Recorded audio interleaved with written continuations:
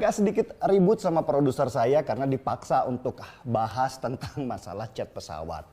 Saya bilang untuk apa? Apa nggak ada lagi hal yang lebih penting daripada bahas pesawat ganti cat?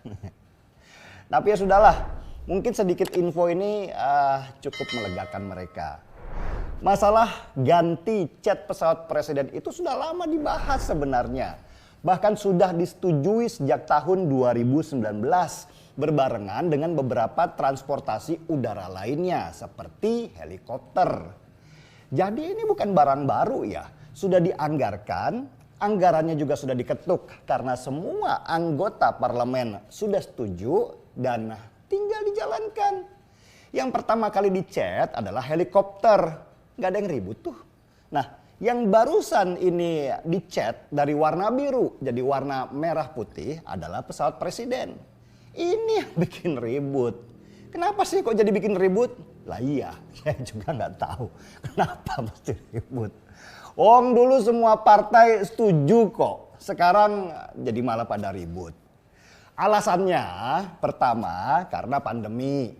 Kok bisa-bisanya menghamburkan duit rakyat untuk ngecat pesawat padahal rakyat lagi susah. Lah ini kan program lama yang baru dikerjakan sekarang. Anggaran sudah ada dan jadi satu paket dengan pengecatan lainnya. Lagian juga nggak begitu besar kok. Anggarannya itu sekitar 2 miliaran rupiah. Pengecatan helikopter sudah selesai. Sekarang tinggal nunggu giliran pesawat presiden. Kenapa ributnya baru sekarang? Kenapa nggak dari waktu pengecatan helikopter kemarin ributnya? Susah memang. Lagian urusan pandemi itu bukan hanya urusan bansos saja, tapi gimana ekonomi lain juga berjalan. Nah, yang ngecat pesawat itu juga butuh kerjaan. Pabrik catnya juga butuh jualan. Lah, kalau hanya gara-gara pandemi harus peduli pada orang susah, terus mereka nggak boleh kerja, gimana ekonomi kita bisa jalan? Pemerintah juga harus menggerakkan ekonomi masyarakat dong dengan mengucurkan uang buat proyek-proyek supaya mereka terus gerak. Masa misalnya infrastruktur harus berhenti hanya karena semua dana negara yang ada wajib fokus ke pandemi. Wah, bisa mati ekonomi kita. Orang kehilangan kerja, uang gak mengalir kemana-mana. Pandemi ya pandemi. Tapi pandemi juga bukan masalah penyakit. Harus diperhatikan juga masalah-masalah ekonomi. Ada lagi pernyataan kalau warna biru pesawat yang ada sekarang itu dirancang untuk kamuflase. Supaya nyatu sama birunya langit. Supaya tidak mudah ditembak musuh kalau lagi ada di udara. Saya tuh gimana ya? Mau ketawa ngakak pas baca komen ini. Lah terus apa gunanya negara punya radar kalau nggak bisa mendeteksi pesawat di udara? Memangnya selama ini radar hanya bisa mendeteksi pesawat berdasarkan warnanya apa? Ya enggak lah, kocak emang ini. Kalau pas waktu Perang Dunia Pertama atau Perang Dunia Kedua, oke lah. Kamuflase di udara itu diperlukan karena teknologi masih belum secanggih sekarang. Tapi kan sekarang radar makin canggih-canggih. Hanya teknologi yang bisa melawan teknologi. Seperti misalnya pesawat siluman yang teknologinya dirancang untuk menipu radar. Jadi bukan karena warnanya. Lagian kan memang sengaja pengecatan pesawat presiden itu mau dipaskan dengan ulang tahun negara kita di bulan Agustus ini. Biar tampil lebih Indonesia bukan kayak Amerika. Warna merah putih itu adalah warna kebanggaan kita, warna bendera. Dengan warna itu terbang di udara dan singgah di beberapa negara, mereka akan melihat warna bendera kita. Terus di mana salahnya? Sebenarnya saya males ya membahas hal yang remeh-temeh semisal masalah cat pesawat ini. Tapi banyak yang meminta untuk membahas hal ini karena ada satu partai yang ribut banget, yaitu Partai Demokrat. Kita tahulah Partai Demokrat ini partai yang lagi giat-giatnya cari suara. Sehingga mereka perlu menerapkan strategi marketing yang ciamik untuk terus diingat oleh calon pemilihnya.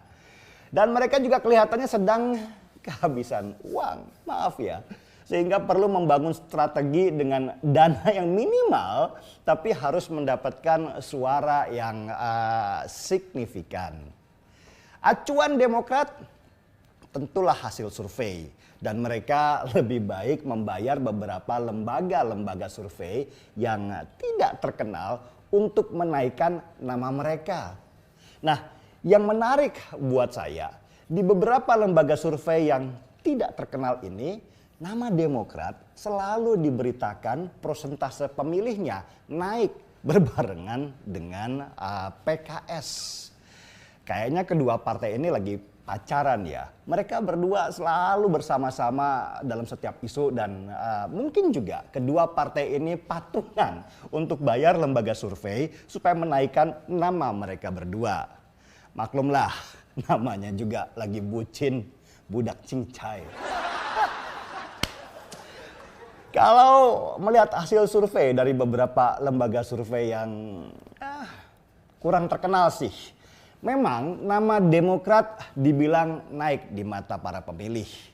Tapi kita tahulah kalau lembaga survei juga ada yang dibayar untuk mempromosikan sebuah partai.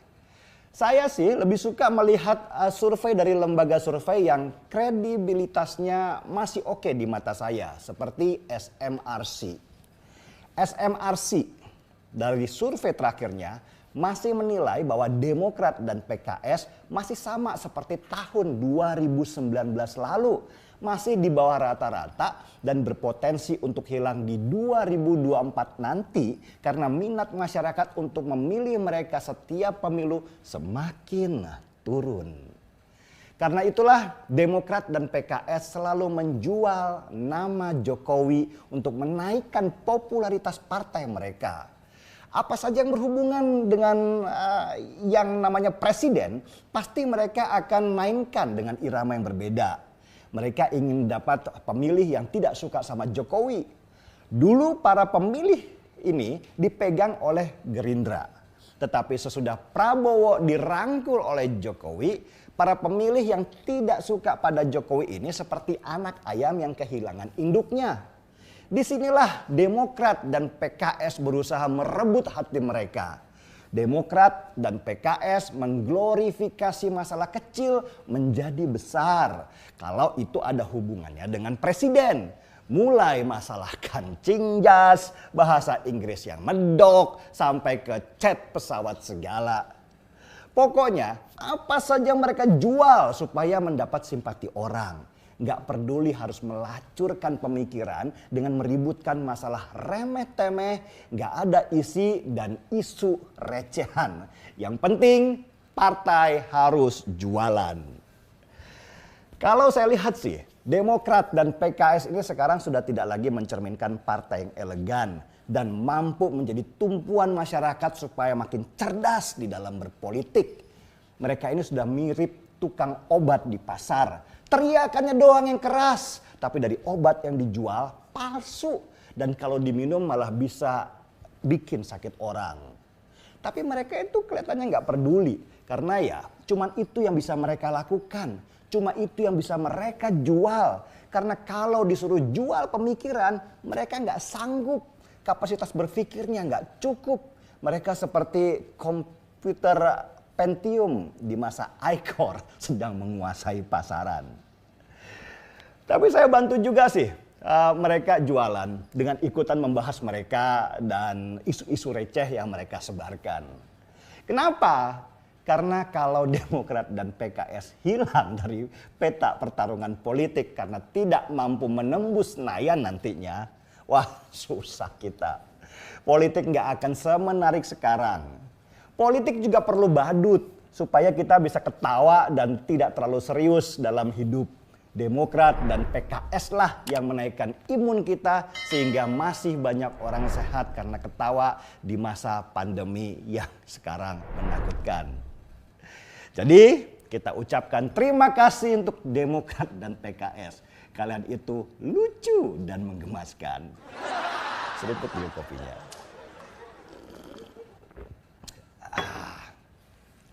Gaspol.